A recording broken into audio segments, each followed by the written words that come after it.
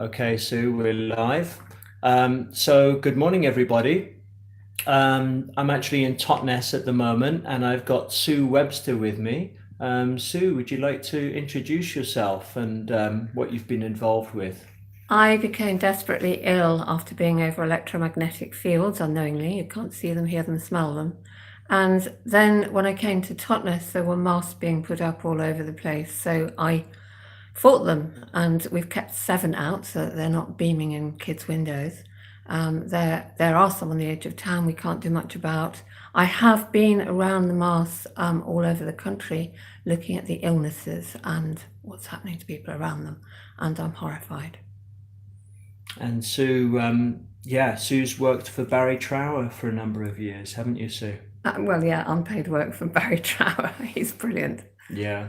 So today, what we're going to do, we're going to meet the local MP for Totnes and Southam, Sarah Wollaston, and we're going to be talking about 5G. We allowed 15 minutes, and it's we're going to go up literally in about half an hour.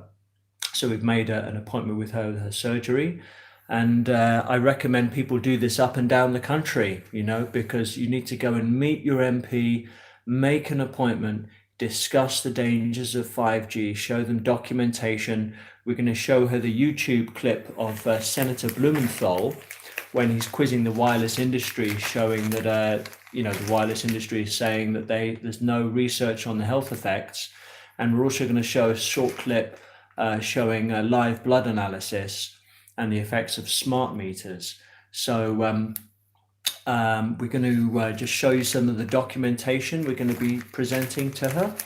So I think this is absolutely brilliant. yeah, International appeal, stop okay. 5G on Earth and in space.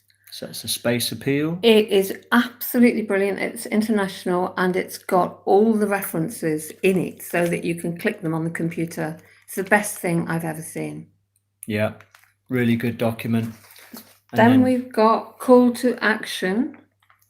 call to action, fears and evidence grow. As rollout looms, Simon Best. And that was in What Doctors Don't Tell You? No, that's in Caduceus. Caduceus, okay. Yeah, and he's evidencing a lot of doctors that have got together to say the damaging effects of 5G. Really good article. Excellent article. Yeah. Not What Doctors Don't Tell You, that's the one. Is 5G safe? Nobody seems to know. That's a 2-page article that's very, very good. And of course, they both put that it's been stopped in Brussels, and we think in Rome as well, don't we? That's right. We're also putting in scientists warn of potential serious health effects of 5G. And an old one of mine, because I think it's so brilliant, is the Freiberger appeal, which over 6,000 German doctors have signed, and it says all the problems that they found their patients are having. Brilliant. It's a list of problems, and it's pretty extensive and pretty serious. Yeah.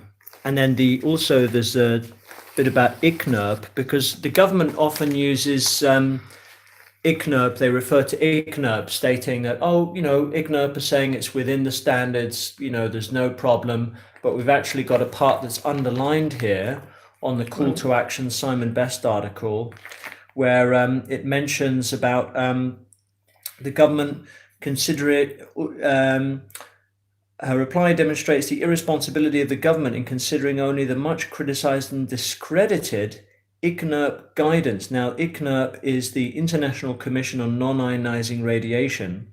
Dr. Erica Mallory Blythe, founder of Physicians' Health Initiative for Radiation and Environment, and Dr. Andrew Tresidder, both members of IGNIR, which is International Guidelines on Non-Ionizing Radiation, have developed a set of guidelines for electromagnetic exposure that properly takes account of the huge body of evidence for non-thermal effects.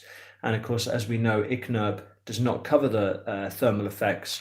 And in a documentary, I think it was a Panorama documentary a while ago, BBC is not obviously telling the whole truth on 5G, which it should be, but the Panorama documentary, it did show that one of the guys who was in charge at ICNIRP worked for the wireless industry before. Oh yeah, a lot he? of them cross over. Yeah, there's so much crossing over, so much. Yeah. The telecommunications industry are brilliant in getting in everywhere Yeah. and putting their spoke in and stopping people realising what a problem it is. Yeah. So Sue is a real hero, and she hosts a local group here, EMF group, that we have a group of people who are electrosensitive, and Well, Sue, and campaigning, not all electrosensitive. yep, But some of it's us you that are campaigning. going and campaigning and talking, John. I'm You're doing happy my in front best. of 200 Yeah, people. I yeah. wouldn't be. Well, I've got to do what I can. So, Brilliant. and we've got a event 5G event coming up in Topsham, just outside of Exeter. That's on June the 11th. So you can find that on Facebook. It starts at 7:30 p.m. At St Matthew's Hall, I think it is.